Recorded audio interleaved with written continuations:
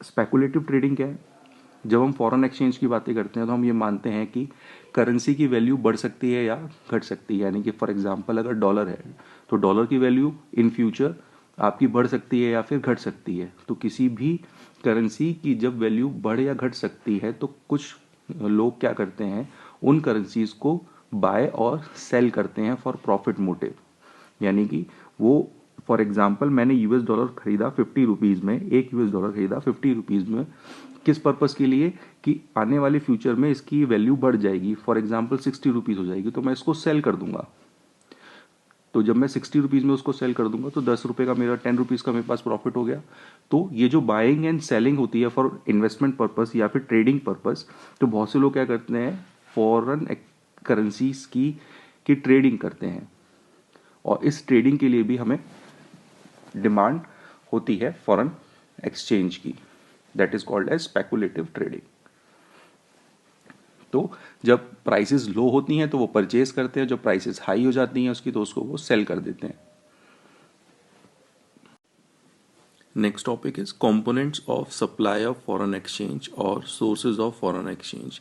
That means कि हमारे पास जो फॉरेन एक्सचेंज है वो किन किन रीजंस की वजह से हमारी कंट्री में आता है, यानी कि इनफ्लो ऑफ फॉरेन करेंसी, हमें कहाँ कहाँ से फॉरेन करेंसीज मिलती है, उनके रिगार्डिंग हम वेरियस पॉइंट पढ़ेंगे।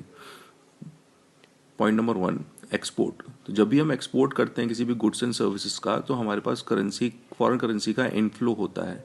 यानी कि जब भी हमने गुड्स सेल करे बाहर की कंट्रीज़ के अंदर, बाहरी कंट्रीज़ को, तो वहाँ से उनकी कंट्री की करेंसी हमारे पास आती है। तो this is a important source of foreign exchange. Next, investment from rest of the world. जब भी बाहर की कंट्रीज़ हमारी कंट्रीज़ के अंदर किसी भी बिजनेस एक्टिविटी या इकोनॉमिक एक्टिविटी के अंदर इन्वेस्ट करती है तो भी हमारे पास काफ़ी सारा फॉरेन एक्सचेंज इनफ्लो होता है, आता है। तो that is a investment for business activities किस तरीके से होता है? दो तरीके से होता है, एक एफआईआई की तरह से होता है और एक एफडीआई की तरीके से होता है।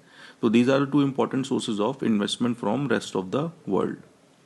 Point number 3, direct purchases by rest of the world.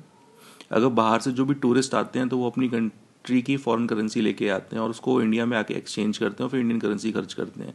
तो जब भी वो कोई भी फॉरेन टूरिस्ट आता है इंडिया के अंदर, वो अपनी करेंसी लेके आता है, और जो अपनी करेंसी लेके आता है तो वो इंडिया के अंदर फॉरेन करेंसी की सप्लाई में कॉन्ट्रीब्यूट करता है। Point number 4, loan from rest of the world. अगर हमने किसी कंट्री से लोन लिया है, या हमने मान के चलिए यूएसए से लोन लिया है या रशिया से लोन लिया है, तो जब भी हम किसी भी अदर कंट्री से लोन लेते हैं तो वो कंट्री अपनी करेंसी के अंदर हमको लोन प्रोवाइड करता है। That is also an important source of supply of foreign exchange. Next, grant and donation from rest of the world.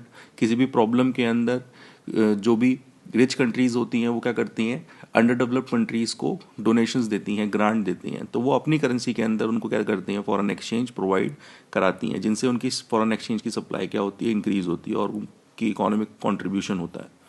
Income receipts. Income receipts के अंदर क्या है कि जो भी रेस्ट ऑफ द वर्ल्ड के अंदर लोग काम कर रहे हैं और वो हमारी डोमेस्टिक इकोनॉमी के अंदर से इकोनॉमिक ट्रांजेक्शन्स कर रहे हैं, तो वहाँ से भी सप्लाई होती है आपकी फॉरेन एक्सचेंज की। Last point, remittance of non residents.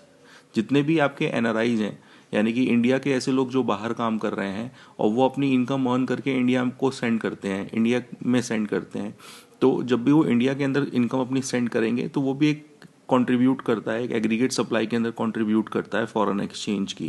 That is known as what, remittance by the non resident. That means sending money from rest of the world to domestic country.